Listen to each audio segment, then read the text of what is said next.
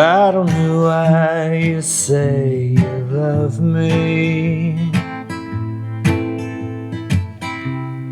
I don't know why I say it back. You string me along and then you're gone for days, and you disappear into the atmosphere. You build me up and then you cut me down. You got the world on a string, that's so it seems somehow. You build me up and then you cut me down, all in the same breath, a smile to a frown.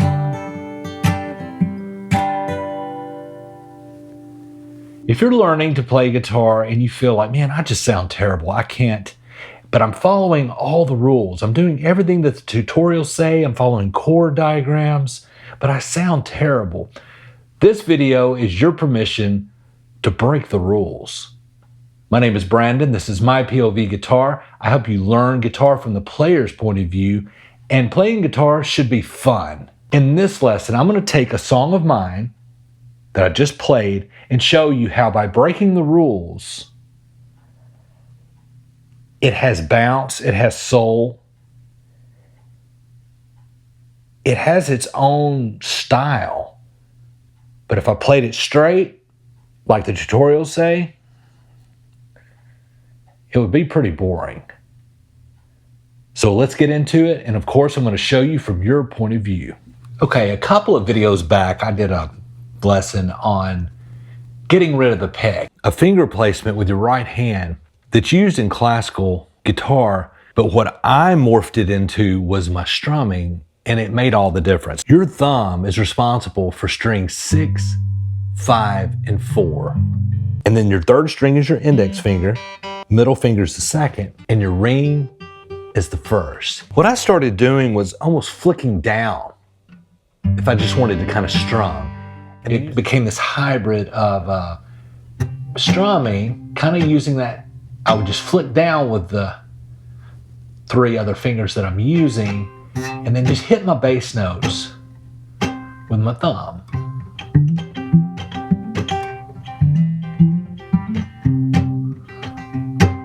And then I can pick out strings because my fingers are already in that finger picking position. So things like am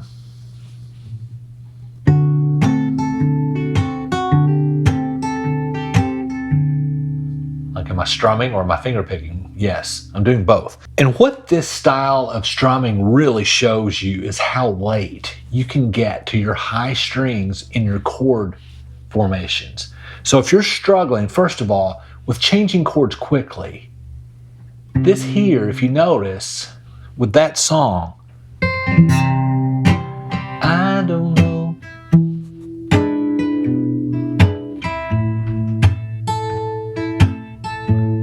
It's so laid back, and I'm getting to those bass notes in time, but there's a delay on that, and then you dress it up.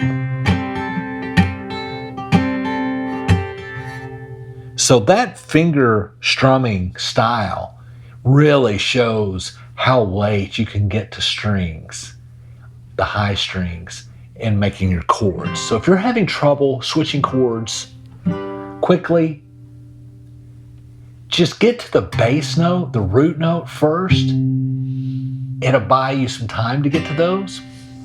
The other thing is that this song in particular really showcases is you don't have to play the correct chord always. When I start that song out, it's in G. Now the chords in this song, I'm capoed on the 5th fret. So we're just gonna name the chord shapes. So the chords in this song are G to B7 to E minor. Okay? And that's all it does until the disappear. It's an A7 to a D sus2. The only complex, and it's not really complex, I'm just moving my index finger or putting my middle finger that one fret over from that D sus2 to give it that spacey. Disappear into the atmosphere.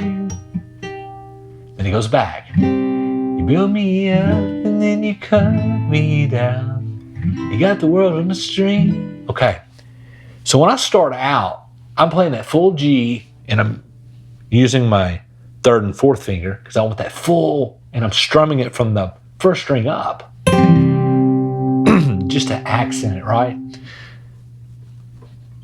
I don't know why you say, and I'm doing the bass notes. Boom, boom, boom. You love me. See how late I'm getting to all that? But when I go back for that second line, I'm at that E minor and I'm capo. You know, the frets are closer together. I'm kind of crunched here. The next time I go to that G, I'm just going to go using a different fingering. But sometimes I just use my ring and my pinky to hit those two and strum it like that. So it's like, I don't know why you say you love me. I don't know why I say it back. But you see, I'm not playing the correct G. You know, I'm playing a hybrid because it works. It works for the song and it works for being capable this high, you know? And then using that hybrid finger picking and strumming, especially when it comes down to the and you disappear into the atmosphere.